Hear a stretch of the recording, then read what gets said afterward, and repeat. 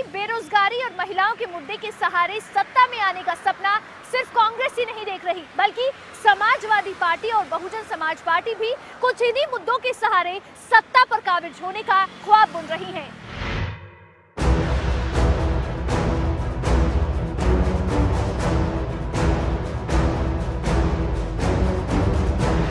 उत्तर प्रदेश के सिंहासन पर आखिर कौन नहीं काबिज होना चाहता?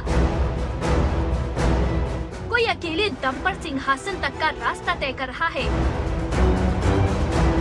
तो कोई दूसरों के साथ आगे बढ़ने की फिराक में है। लेकिन मंजिल सबकी एक ही है। पिछली बार कांग्रेस के साथ गठबंधन कर चुनाव लड़ने वाली समाजवादी पार्टी ने इस बार स्पष्ट कर दिया था कि वो सिर्फ छोटे दलों के साथ गठबंधन कर चुनाव लड़ेंगे। ऐसे में अखिलेश यादव की समाजवादी पार्टी में चुनाव से पहले गठबंधन का दौर चला। जयंत चौधरी की राष्ट्रीय लोकदल, जिसका पश्चिमी उत्तर प्रदेश में जाटों और मुसलमानों में बड़ा जनाधार माना जाता है, ओम प्रकाश राजभर की सुहेलदेव भारतीय समाज पार्टी, जिसका आधार राजभर और कहार जैसी जातियां हैं, और कई छोटे दलों के साथ गठबंधन हो चुका है। तो प्रगतिशील समाजवादी पार्टी के अध्यक्ष और अखिलेश यादव के चाचा शिवपाल भी समाजवादी पार्टी के साथ गठबंधन करने को तैयार बैठे हैं। सिर्फ इंतजार है तो बस अब अखिलेश यादव की ओर से एक हाथ आगे बढ़ाए जाने का। हालांकि अभी इस गठबंधन में सीटों का बंटवारा कैसे होता है ये देखना होगा, लेकिन बात अगर पार्टी के मुद्दों की करें तो इस बार समाजवादी पार्टी की ओर से MY के अर्थ को बदला गया है। MY यानी मुस्लिम यादव के नाम पर वोट बटोरने वाली समाजवादी पार्टी इस बार M से महिला और Y से युवा को आधार बनाकर चल रही है, जिसके पीछे अखिलेश यादव का कहना है कि हम बड़े परिप्रेक्ष्य में मुद्दों को ले रहे हैं और जातिवाद से बंधे नहीं हैं। 2022 चुनाव के लिए पार्टी की टैगलाइन है, नई हवा है, नया सपना है। यानी इस बार पार्टी जाहिर तौर पर जाति के मुद्दे से ऊपर उठकर महिलाओं और युवाओं को जनाधार बना रही है। अखिलेश यादव एक और जहां महिलाओं की सुरक्षा का मुद्दा उठा रहे हैं, तो वहीं युवाओं के रोजगार के मुद्दे पर भी मौजूदा सरकार को घेर रहे हैं। किसानों के मुद्दे को भी अखिलेश यादव इस बार भुनाने की कोशिश में जुटे हैं, जिसके लिए सत्ता में आने पर किसान आंदोलन में जान गंवाने वाले किसानों के लिए 25 लाख के मुआवजे का ऐलान भी वो कर चुके हैं। तो वहीं देश में बढ़ती महंगाई भी समाजवादी पार्टी के लिए इस बार एक अहम मुद्दा है, जिसके सहारे पार्टी जनता को अपने समर्थन में करने में जुटी है।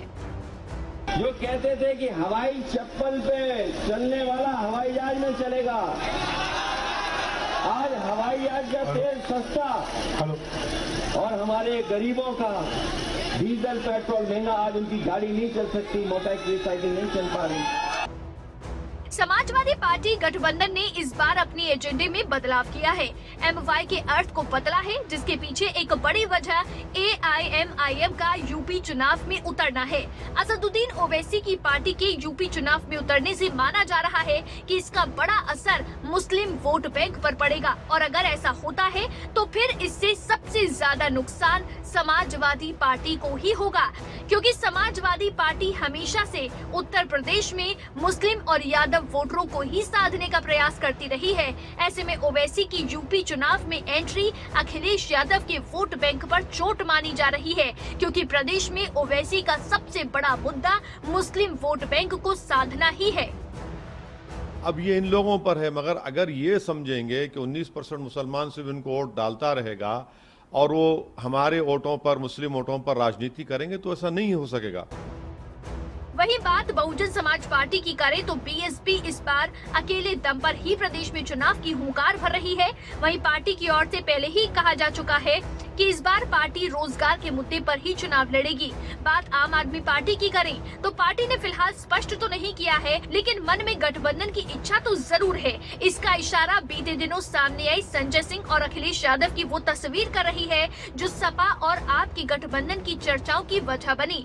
आम आदमी पार्टी के मुद्दों की बात करें तो पार्टी विकास और भ्रष्टाचार के मुद्दे के साथ चुनावी मैदान में उतरी है। ऐसे में देखना दिलचस्प होगा कि जनता किस पार्टी के किस मुद्दे का समर्थन करती है। स्पेशल रिपोर्ट खबरें अभी तक।